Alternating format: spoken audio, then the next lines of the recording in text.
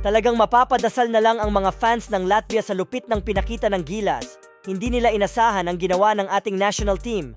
Ibang klase ang paghalimaw ni Justin Brownlee sa dulo. Parang maiiyak ang coach ng kalaban.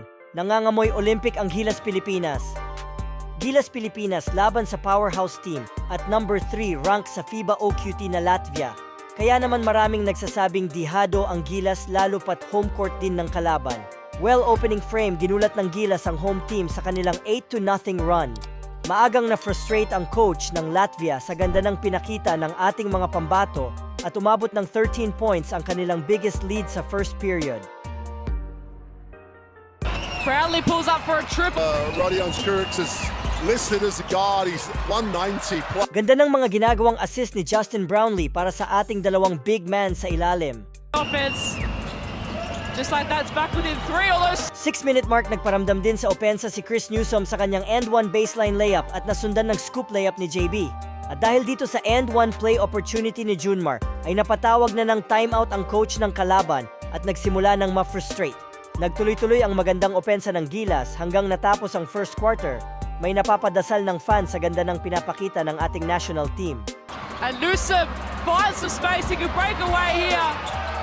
Solid ang naging depensa ni Calvin Oftana papatapos ang quarter at may pa-icing on the cake pa si CJ Perez sa kanyang buzzer-beater 3. Kaya naman abante na ng 16 points ang Gilas, score 16-32. The definition of instant impact from CJ. Second quarter halata na sa mukha ng coaching staff ng home team na kinakabahan na. Nag-showtime naman si Kai Sotto sa kanyang reverse dunk mula sa alley-oop assist ni CJ at syempre dahil din sa offensive rebound ni Oftana. Naibaba ng Latvia sa single digit ang lead ng Gilas. Pero nag-take over naman si Justin Brownlee at Dwight Ramos late in the quarter para maibalik sa 2 digits ang abante ng ating national team. Muntik pang mapaaway si St. Dwight sa pakikipag-agawan ng bola. Halos kagatin na ng kalaban pero walang foul na tinawag. And Ramos, he's only got Brownlee ahead of him. He uses it perfectly. Left by Chavas. Soto goes in. 1 minute remaining sa first half. May napadasal na namang fans dahil sa endo 1 play ni Justin Brownlee at nabigyan pa ng 2 free throw matapos matawagan ng technical foul ang kalaban ng mag-angas kay Chris Newsom. Ramos for 3. Oh, big triple earlier on. And Brownlee do it again. Oh, and this time an offense Just lost whatever control they had in this last minute. 16 points pa rin ang lead ng Gilas halftime, score 38-54. Entering third quarter ay mas lalo pang nalungkot ang pagmumukha ng home crowd dahil sa lupit na binibitawang opensa ng Gilas at pumalo pa sa 20 plus ang ating kalamangan. Sinalubong ni Bertans si Kai Sotto ng harapang pagsupalpal pero bumawi naman si Kai sa 3-point line. He's got the rebound. Soto, a 3 attempt from him. It's gone! Made it. Ramos. Oh, nice shot. Brownlee with right with him. It's Soto. Nakabawi din sana ng block si Kai, kaso nga lang natawagan ng goaltending. Ramos crossing over Bertans. Oh, makes it in. Sumasakit na ang ulo ng home crowd nang umabot na ng lagpas 20 puntos ang abante ng Gilas at galit na rin ang coach ng Latvia sa kanyang players. JB cutting layup assist by Junmar at nasundan ng 2 tres ni Dwight Ramos at CJ Perez late in the quarter.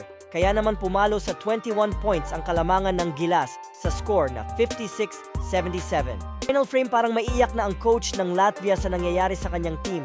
Parang hindi makapaniwala sa ganda ng laro ng Gilas Pilipinas. Well, buhay pa rin ang kanilang fighting spirit at naibaba pa nga nila ulit sa single digit ang kanilang hinahabol dito sa last period. Watching him. Zonix. That's a clutch shot. Nagkaroon ng 8-0 run ang Latvia under 8-minute mark kaya naibaba nila agad ang lead ng Gilas. Pero under 4-minute mark ay napa-takeover si Justin Brownlee. Pull-up jumper sa free throw line at nasundan pa ng isang 4-point play opportunity. Kaya naman balik ulit sa 14 points ang lead ng Gilas. Na-hype ang bench ng ating national team. Ramdam na nila ang paparating na panalo. Napaupo na lang ang coach ng Latvia at parang maiiyak na sa nangyari habang tuloy naman sa pagdadasal ang crowd para sa kanilang national team. Unstoppable na si Kabayan JB, may na-chase down block pa 2 minutes remaining ng game. Sa huli ay na-upset ng Gilas ang powerhouse team na Latvia. Ito na yata ang pinakamalaking upset win sa history ng FIBA sa laban ng powerhouse European team at Asian team. Nangangamoy Olympic na para sa ating national team. Leading scorer si Justin Brownlee with 26 points, Kai Sotto 18 points at Dwight Ramos 12 points.